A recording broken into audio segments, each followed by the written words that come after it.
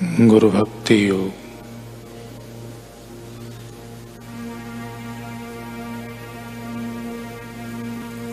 अगर आपको प्राथमिक चिकित्सा का ज्ञान पाना हो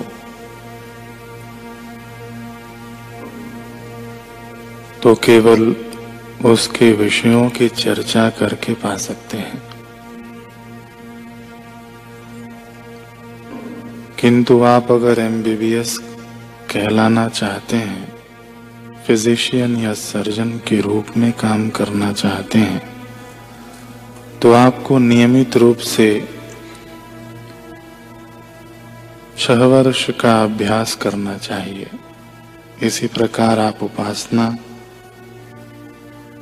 प्रार्थना आदि के द्वारा देवताओं को प्रसन्न करके उनकी कृपा प्राप्त कर सकते हैं,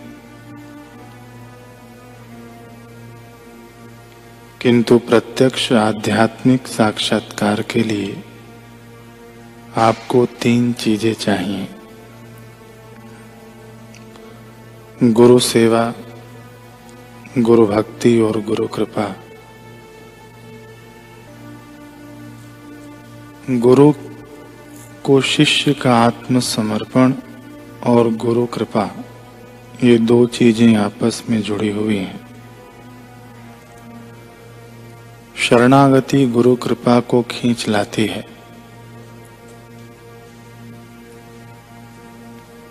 और गुरु कृपा से शरणागति संपूर्ण बनती है।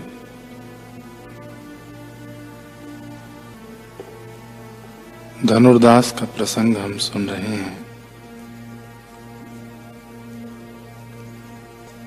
श्री रामानुज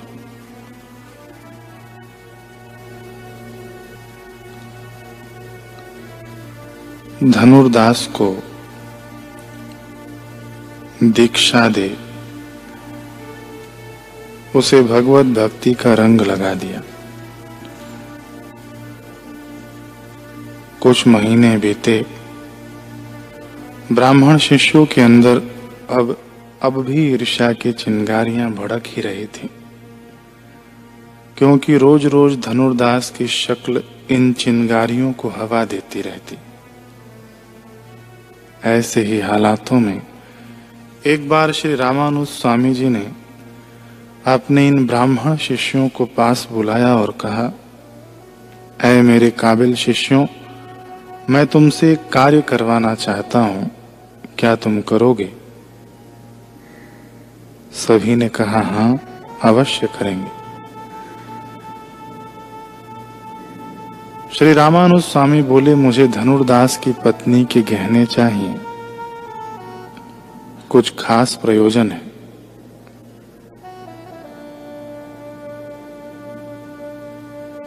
मैं आज धनुर्दास को किसी बहाने देर रात तक रोक लूंगा और तुम सब जाकर उसके घर से गहने चोरी कर लेना। ऐसी अनुचित सी आज्ञा सुनकर शिष्यों को हैरान होना चाहिए था, लेकिन ऐसा नहीं हुआ, बल्कि वे सब तो खुश हो गए। कारण ईर्ष्या। वाह रे ईर्ष्या देवी, तू तो दूसरों का घर जलाकर ही ताता थैया करती है। सुरात होते ही सभी ब्राह्मण शिष्य चोरी करने धनुर्दास के घर जा धमके। हेमांबा करवट लिए बिस्तर पर लेटी हुई थी। ब्राह्मण शिष्य चुपके अंदर दाखिल हुए। धीरे धीरे अलमारी में से गहने निकालने लगे, लेकिन तजुर्बेकार चोर तो थे नहीं, इसलिए वे चाहते हुए भी उनसे खटका हो गया, कुछ शोर हो गया। हेमांबा ने जरा सी आंख खोलकर देखा, सामने गुरु के समर्पित ब्राह्मण शिष्य गहने चुरा रहे थे। हेमांबा ने झट आंखें बंद कर ली, भय से नहीं बल्कि यह सोचकर कि मेरे जगने से कहीं इनके कार्य में खलल न डल जाए। हो ना हो ये सब इकट्ठे होकर आए हैं तो गुरु आज्ञा से ही आए होंगे, और इससे बड़े सौभाग्य की क्या बात हो सकती है कि वैश्यावृत्ति से जोड़ा यह पाप का धन गुरु सेवा में लग जाए। धन्य है हेमांबा की सोच। अब धीरे धीरे ब्राह्मण शिष्य हेमांबा के एक तरफ के गहने भी उतारने लगे। हेमांबा खूब गहरी नींद का नाटक करके लेटी रही। फिर थोड़ी देर बाद उसने करवट बदल ली, यही सोचकर कि ये शिष्य उसकी दूसरी तरफ के गहने भी उतार कर ले जाएं। लेकिन हेमांबा ने करवट क्या ली, बेचारे ब्राह्मण शिष्य डरकर तुरंत भाग लिए। दबे पांव सभी आश्रम वापस पहुंचे और उधर से श्री रामानुज स्वामी जी ने वे धनुर्दास को वापस घर भेज दिया।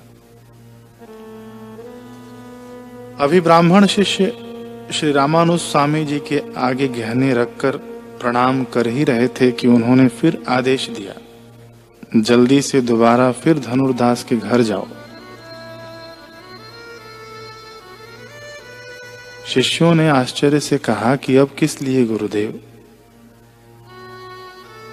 स्वामी जी ने कहा, वहां जाकर छुप कर सुनना कि पति पत्नी के बीच क्या वार्तालाप हो रही है। मैं जानना चाहता हूं कि अपने घर के सारे गहने चोरी होने पर धनुर्दास की क्या प्रतिक्रिया रहती है। यह आज्ञा पाकर शिष्य बड़े ही खुश हुए। वे तो खुद धनुर्दास को रोता चिल्लाता हुआ देखना चाहते थे। रास्ते में एक दूसरे से कहने लगे, अब पता लगेगी धनुर्दास की स्थित प्रज्ञता। बड़ा चौधरी बना फिरता था गुरुजी के आगे। एक शिष्य तो व्यंग्यात्मक लहजे में बोला, अरे मुझे तो लगता है कहीं पत्नी पर अपनी पहलवानी ही न झाड़ दे धनुर्दास। बेचारी की हड्डियां लकड़ी के तूले की तरह टूट जाएंगी। राम कृपा करें। इन्हीं ख्यालों की झाड़ों में फंसे सभी शिष्य धनुर्दास के घर की पिछवाड़ी खिड़की के पास दीवार से सटकर बैठ गए। अंदर से वाकई में धनुर्दास की पत्नी को डांटने की ऊंची ऊंची आवाजें आ रही थी।